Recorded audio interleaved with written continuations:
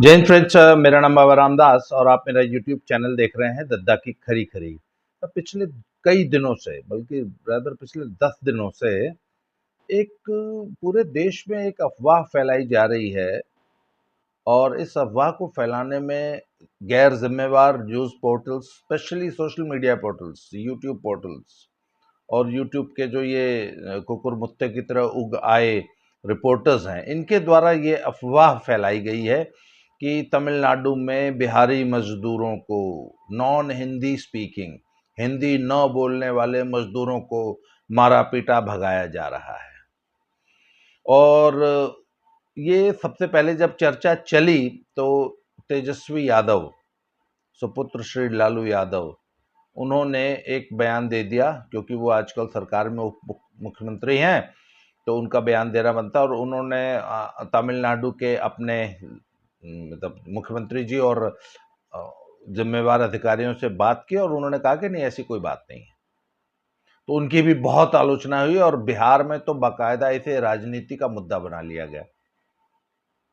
और उसके बाद बहुत सारे न्यूज़ पोर्टल्स और यूट्यूब, स्पेशली यूट्यूब चैनल्स, इस बात का प्रचार करने लगे कि साहब बिहारी मजदूरों को, भोजपुरी स्पीकिंग मजदूरों को, हिंदी बोलने वाले मजदूरों को जो है मारा पीटा भगाया जा रहा है।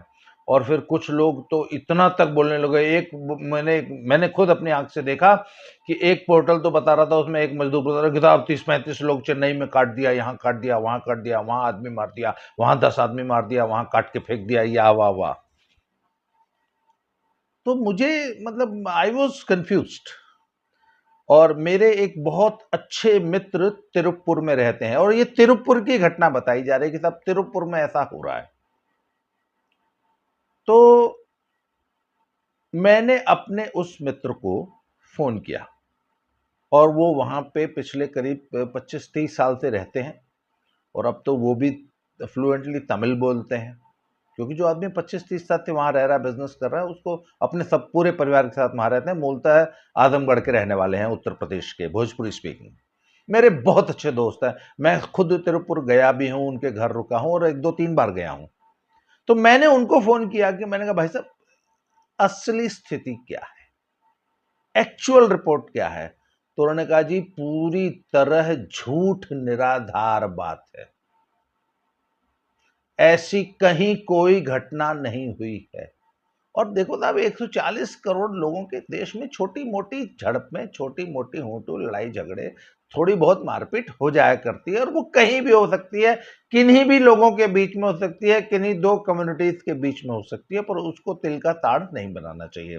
तो उनकी बात सुन के ना मैं पूरी तरह कन्विंस हो गया। तो एक तो मैं ना आपको थोड़ा सा इंट्रोडक्शन दे दूं कि ये तिरुपुर है क्या। तिरुपुर एक कस्बा है, एक छोटा सा टाउन है और उस टाउन की पॉपुलेशन होगी मुश्किल से 2-2.5 लाख लोग उस टाउन में रहते हैं। पर वो आज की तारीख में हिंदुस्तान का होजरी का सबसे बड़ा हब बन चुका है। आपको याद होगा कि पुराने जमाने में होजरी निर्माण का जो सबसे बड़ा हब हुआ करता था, वो हमारे नॉर्थ इंडिया में लुधियाना हुआ करता था। और उसके बाद मैंने सुना है कानपुर वगैरह में भी और कलकत्ते में भी काफी होजरी बनती थी। पर पिछले 20 सालों में लुधियाना से होजरी उठ के गुड़गांव, फरीदाबाद और ऐसी जगहों पे चली गई विभिन्न कारणों से। और इसके अलावा तिरुपुर, तमिलनाडु में होजरी का एक बहुत बड़ा हब डेवलप हो गया, जहां 20,000 करोड़, मतलब 20,000 करोड़ से भी ऊपर की इंडस्ट्री पिछले 20 साल में डेवलप हुई है। और आज अगर सही रूप से देखा जाए तो हिंदुस्तान का सबसे बड़ा होजरी का केंद्र, होजरी प्रोडक्शन, होजरी मतलब ये जो टी शर्ट्स वगैरह नहीं बनती, इसको होजरी बोलते हैं। तो होजरी प्रोडक्शन का सबसे बड़ा केंद्र आज की तारीख में तिरुपुर है। इसके अलावा आपको पता होगा कि होजरी का एक और बहुत बड़ा केंद्र हमारे साउथ ईस्ट एशिया रीजन में बांग्लादेश बहुत बड़ा हब है।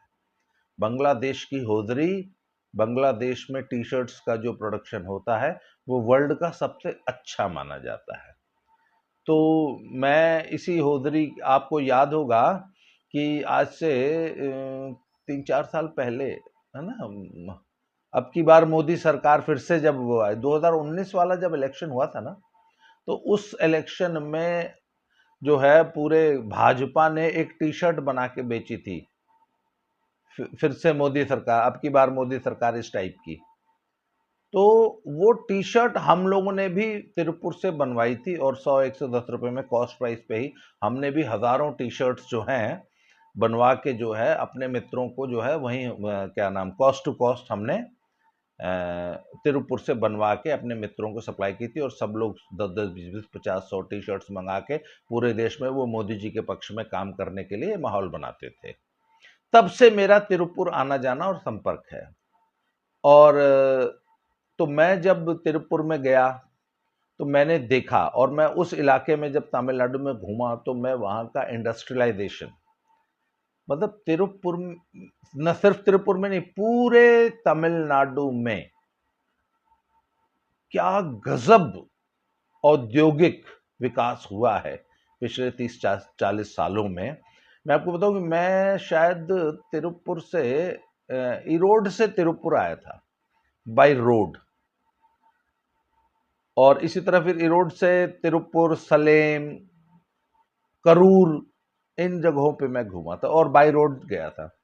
तो मैंने ये देखा कि रोड पे चलते हुए हर 10 किलोमीटर पे जैसे एक छोटा सा कस्बा आ जाता है, वो हर पूरे देश में आप कहीं भी डेवलप्ड एरिया में चले जाइए, यूपी, एमपी, बिहार में कहीं भी हर 10 किलोमीटर पे एक छोटा सा कस्बा आता है। और तो मैं उसको गूगल पे सर्च कर रहा था और विकिपीडिया पे हर कस्बे के बारे में पढ़ रहा था। तो हर 10 किलोमीटर पे एक जबरदस्त इंडस्ट्रियल कस्बा मुझे उस रोड पे दिखाई दिया, और सबकी इकोनॉमी बोलो जी, हाँ ये वाली इंडस्ट्री है, इसकी 2000 करोड़ की इकोनॉमी है, यहाँ ये वाली इंडस्ट्री है, यहाँ 5000 करोड़ की इकोनॉमी है, यहाँ ये वाली इंडस्ट्री है, इसकी 10,000 करोड़ की इकोनॉमी है। और उस बस से ना बीसियों जो है उन इंडस्ट्रियल लेबर्स जो उन इंडस्ट्रीज में काम करते थे वो उतरते चढ़ते थे, और बस जो थी सरकारी रोडवेज की बस थी, बहुत पूरी तरह पैक होके जा रही थी। इसी तरह एक बार हम ना चेन्नई से करूर गए थे, तो चेन्नई से करूर हमने ट्रेन ली और वो ट्रेन सुबह 5 बजे पहुंच गई थी। तो हमने करूर रेलवे स्टेशन पे ही जो है वो एक रूम ले लिया, और हम 3-4 घंटे हमने रेस्ट किया, और 9-9:30 बजे हम लोग जैसे ही वहां से तैयार होके अपने काम, जिस काम से हम आए थे, वहां एक इंडस्ट्री थी मच्छरदानी नेट बनाने की इंडस्ट्री करूर में, तो हम जब करूर में जाने के लिए निकले उस इंडस्ट्री के लिए, तो हमने सोचा पहले ब्रेकफास्ट करेंगे और उसके बाद वहां जाएंगे। तो हम जैसे ही नीचे उतरे ना, वहां पे एक लोकल ट्रेन, पैसेंजर ट्रेन आके उतरी। बाद में मैंने उसको गूगल किया तो वो करीब 50-60 किलोमीटर दूर से आई थी, करूर स्टेशन, ये करूर स्टेशन की बात है। और उस ट्रेन से उतरी होंगी कम से कम भी 1000-2000 सवारी, मतलब एकदम एक समुद्र का ज्वार जैसे आता ना, ऐसे हजारों की संख्या में इंडस्ट्रियल वर्कर्स उतरे, जिसमें ज्यादा संख्या महिलाओं की थी।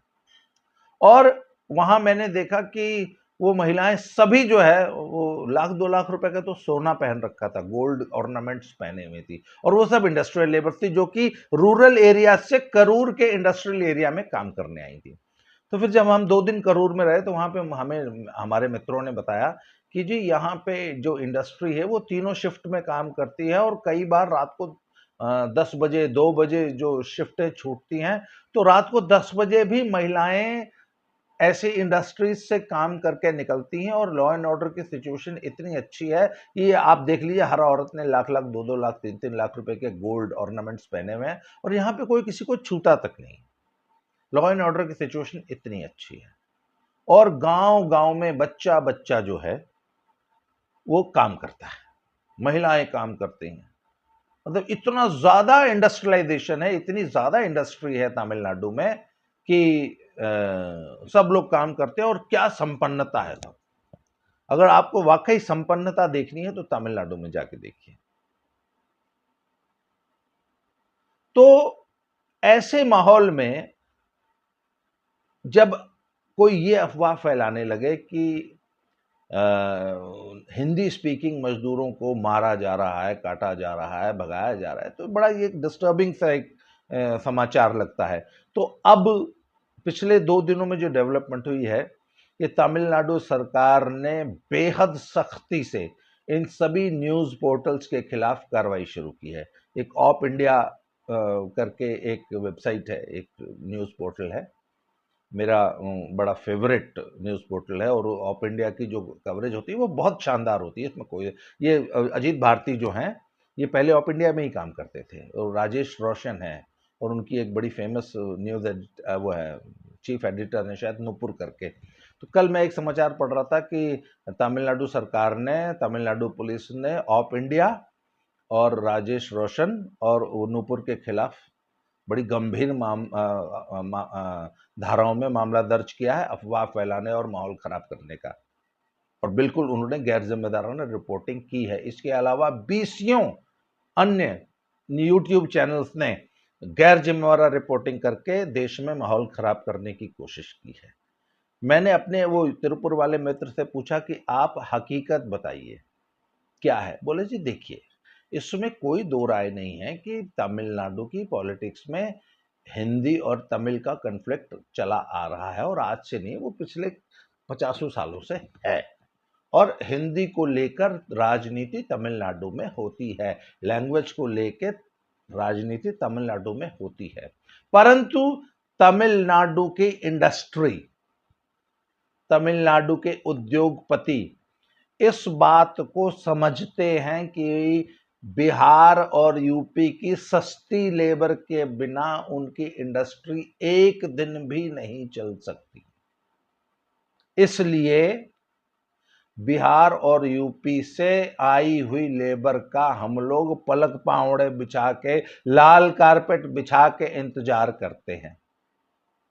वहां का इंडस्ट्रियलिस्ट, वहां की इंडस्ट्री, वहां का उद्योग यूपी और बिहार के सस्ते लेबर के बिना एक दिन भी सरवाइव नहीं कर सकता।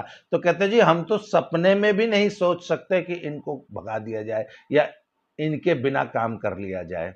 तो आखिर प्रॉब्लम क्या है? होता क्या है साहब कि जो वहां का जो लोकल लेबर है उसको चाहिए 1000, 1200, 1300 रुपये दिहाड़ी।